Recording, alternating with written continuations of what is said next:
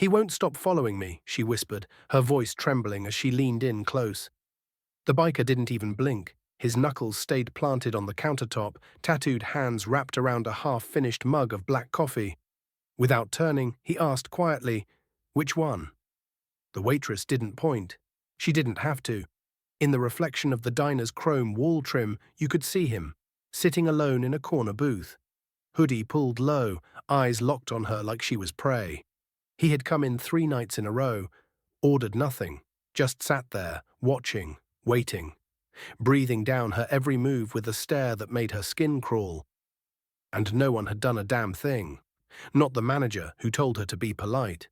Not the couple who had watched him follow her to the parking lot the night before. Not the regulars who said it was probably nothing. But now, she had whispered to the wrong man, or the right one, depending on what you believe about karma. Because the guy she whispered to, he wasn't just any biker, they called him Rook. No one knew his real name, just that he rolled with one of the most feared Hell's Angels chapters in the state, covered in ink, silent as a grave, eyes that looked like they'd seen wars. People avoided his booth, waitresses prayed he wouldn't sit in their section. But this girl, she served him without flinching, always with a smile, always called him Sir. Tonight she asked for something different, protection. Rook drained the last of his coffee, slowly set down the mug and stood. The stool creaked. The diner fell silent. Even the jukebox stopped mid-song. All eyes followed him as he turned, heavy boots thudding across the linoleum. He didn't approach the creep in the booth. Not yet. First, he walked outside. No one knew why. Just that he was gone for maybe 60 seconds. Then he came back in and locked the door behind him. The stalker noticed. Sat up a little straighter, but didn't move. Probably figured he could talk his way out of anything. Probably didn't realize who he was dealing with. Rook walked straight to the waitress, leaned in, and asked just one question. "You want him gone?" Tears welled in her eyes, but she nodded.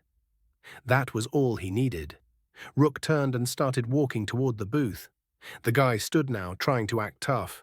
"What's your problem, old man?" Rook didn't answer. He didn't need to. His presence was the problem. His silence, louder than anything he could have said. The creep reached for his phone, maybe to call someone, maybe to record, maybe to scare Rook with some kind of fake threat. But he never got the chance. With a blur of motion, Rook grabbed the phone, crushed it in one hand, and tossed it behind the counter like trash. "You ever come near her again," he said, finally speaking, "and I'll show you what following someone really looks like." The guy tried to bluff.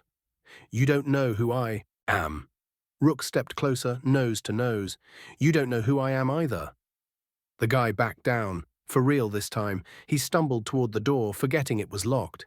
The entire diner watched as he fumbled with the handle. Rook reached past him, unlocked it, and swung it open. "Out," he growled. The guy left. Fast. The door closed. The lock clicked again. Silence returned to the diner.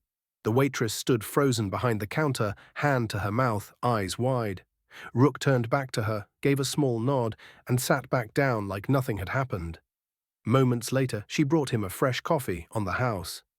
"Thank you," she whispered again. Rook didn't look up.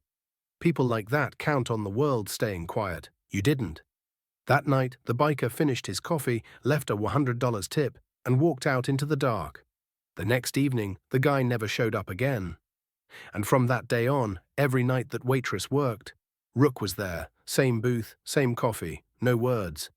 But she always smiled when he walked in, not because he was scary, but because he was safe. Sometimes the most dangerous people are the only ones willing to stand between you and the danger.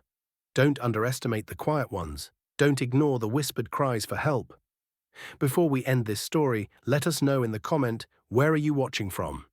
If this story moved you, don't forget to like this video, leave a comment, and subscribe for more powerful stories like this one. You never know. The next one might just change your life.